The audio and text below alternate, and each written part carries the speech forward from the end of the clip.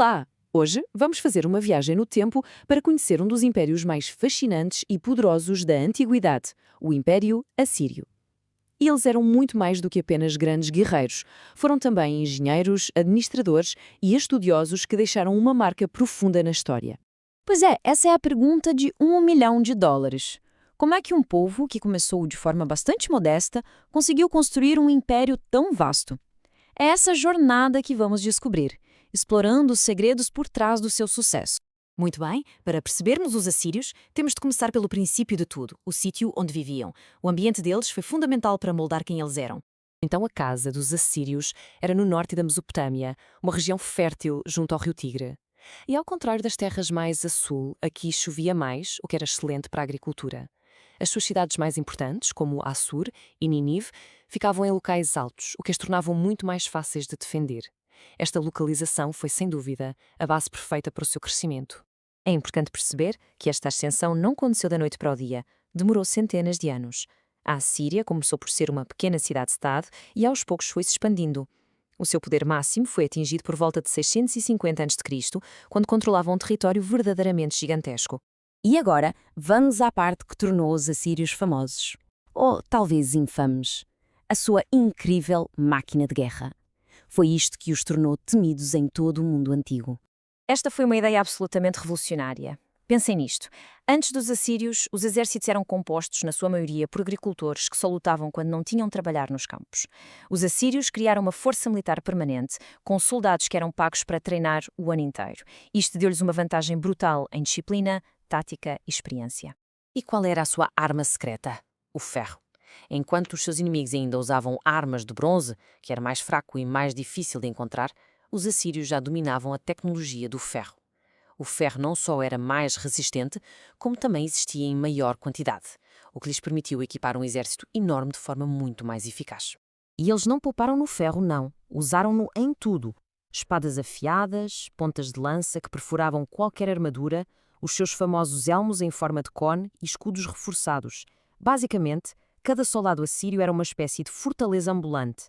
Nenhuma cidade muralhada estava a salvo. Eles eram mestres da engenharia de cerco e tinham um método. Primeiro, isolavam a cidade para que ninguém pudesse entrar ou sair.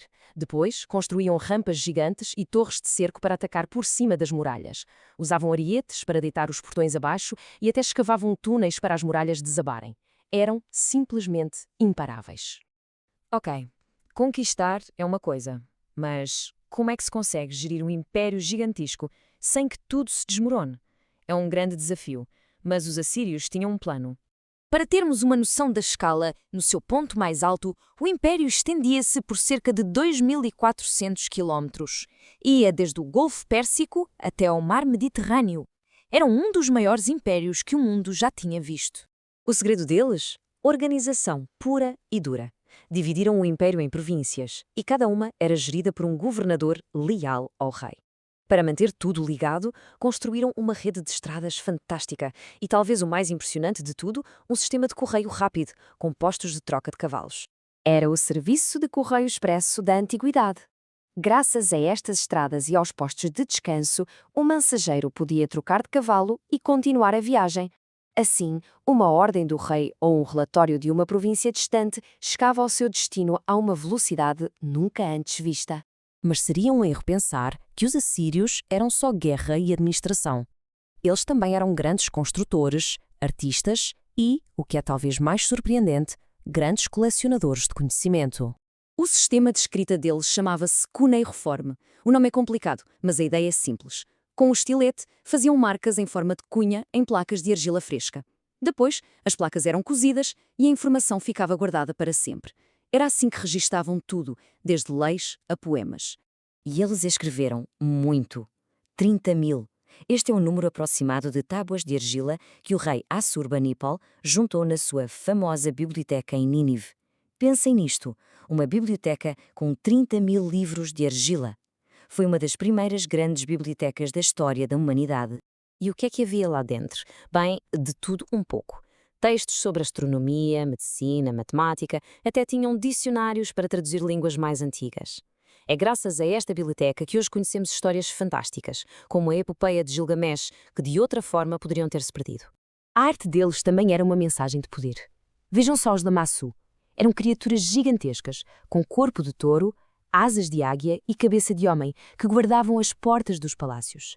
A ideia era muito clara. Quem entrava ficava logo a saber com quem se estava a meter. Era para impressionar e intimidar.